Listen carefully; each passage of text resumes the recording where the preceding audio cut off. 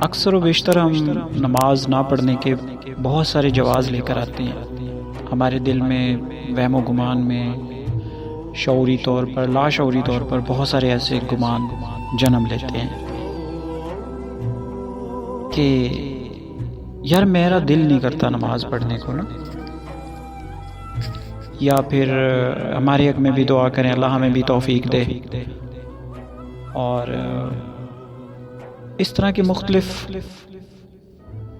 جو چیزیں ہیں نا وہ ہمیں نماز پڑھنے سے روکتی ہیں. تو ہم نے کبھی اس چیز کے لیے اپنے آپ کو تیار کیا ہے کہ کیا ہم کھانا 3 ٹائم جو ہوتا ہے اس کے لیے ہمیں کون کہتا ہے؟ کیا آپ نے کھانا کھانا ہے یا آپ نے فلاں چیز آپ کے دل کو لگ گئی ہے تو آپ نے وہ کھانی ہے، یا کوئی چیز پہننی ہے، خریدنی ہے، تب ہم کس چیز کی سنتے ہیں؟ اپنے نفس کی، اپنے آپ کی سنتے ہیں، کیونکہ وہ ہماری ذاتی زندگی میں اس کی اہمیت ہے. پانی ہے، پیاس لگ گئی ہے، ہر چیز کا ہمیں اندازہ ہو جاتا ہے. الارم لگ گیا ہے کسی چیز کا، ہم نے کوئی الارم لگانا ہے تو ہمیں فوراً اندازہ ہو جاتا ہے. ریمائنڈر ایون کہ ہم نے لگائے ہوتے ہیں کہ اس چیز کے لیے ہمیں ریمائنڈ کرا دیا جائے. کوئی بھی کسی طرح سے مختلف یعنی ایسی چیزیں ہیں جس سے ہمیں اندازہ ہو جاتا ہے کہ ہم نے اب یہ کام کرنا ہے. تو کیا ہمارے ضمیر، کیا ہم اس قدر سو چکے ہیں کہ ہمیں 5 وقت کی نماز کی جو اذان ہوتی ہے وہ نہیں ہمیں سنائی دیتی؟ ہمیں حی علی الصلاۃ، حی علی الفلاح، کیا یہ مؤذن دن میں 5 مرتبہ کہتا تو ہمارے کان پہ جوں تک نہیں رینگتی؟ ہم کب اس خواب خرگوش سے بیدار ہوں گے؟ اکثر ہم اس طرح کے جواز پیش کر دیتے ہیں نا، لیکن دوستو اس کی حقیقت کیا ہے کہ ہم نماز نہیں پڑھتے، یا ہمیں توفیق نہیں ہوتی، یا ہم دوسروں کو کہتے ہیں، نمازیوں کو جو جا رہے ہوتے ہیں، جو ہمیں دعوت بھی دے رہے ہوتے ہیں کہ آؤ بھائی نماز پڑھو، تو وہ کہتے ہیں کہ جی بس یار پڑھتے ہیں یہ وہ. تو اکثر آپ نے کبھی سوچا کہ اس کے پیچھے کیا چیز ہے؟ بہت ہی گہری چیز ہے اس کے پیچھے. وہ میرے بھائی یہ ہے کہ آپ کو اللہ تعالیٰ بلاتا ہی نہیں ہے. آپ سے اس نے توفیق ہی چھین لی ہے. وہ چاہتا ہی نہیں ہے کہ آپ اس کے دربار میں آئیں، وہ چاہتا ہی نہیں کہ آپ اس کے سامنے گڑ گڑائیں، کوئی آرزو کریں. وہ آپ کو اسی دھوکے میں ڈال کے رکھنا چاہتا ہے.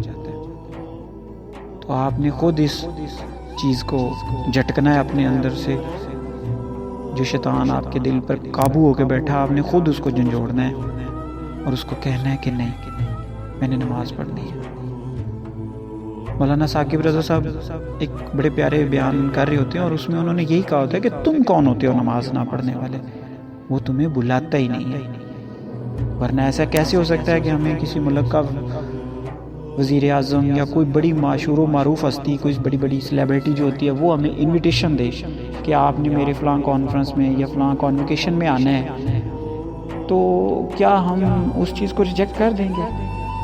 ہم تو ایون کہ اس چیز کو سوشل میڈیا پہ لگا کے بیٹھ جائیں گے اور اپنے عزیز و اقارب کو بتائیں گے کہ بھئی ہمیں دیکھو کہاں سے انویٹیشن آیا ہے. اس چیز کی ہم اچھی خاصی وہ کر دیں گے، اس کو وائرل کر دیں گے ایون کے.